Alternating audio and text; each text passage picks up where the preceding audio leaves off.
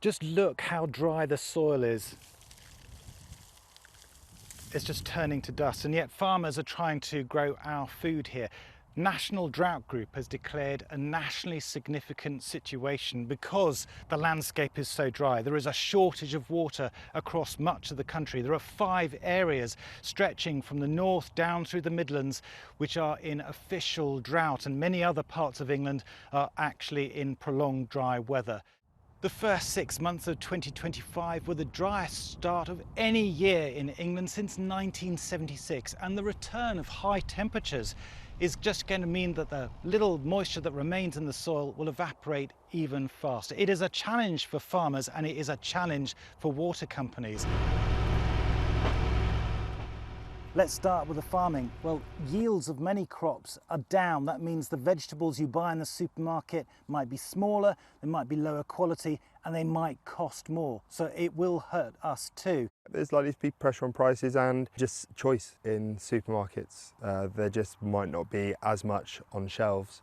And this will have a knock-on effect into the winter.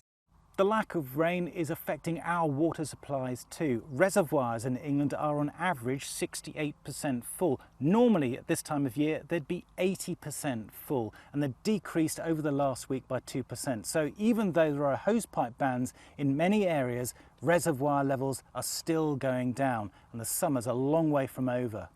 4 water companies have already imposed hosepipe bans this summer. Yorkshire Water was the first. It says that domestic water consumption has fallen by 10% since the ban came in. That's the equivalent of 80 million litres of water a day. But still, its reservoirs are only 44% full, and they're still dropping. It's a massive worry because there's so much money tied up in these crops, and to see them going in, pretty much planting into dust, worrying that we might not actually be able to get a crop from them is worrying, and it makes you consider whether it's worth doing it in the future, because we do have these big fluctuations in weather that we just don't know how to plan from year to year.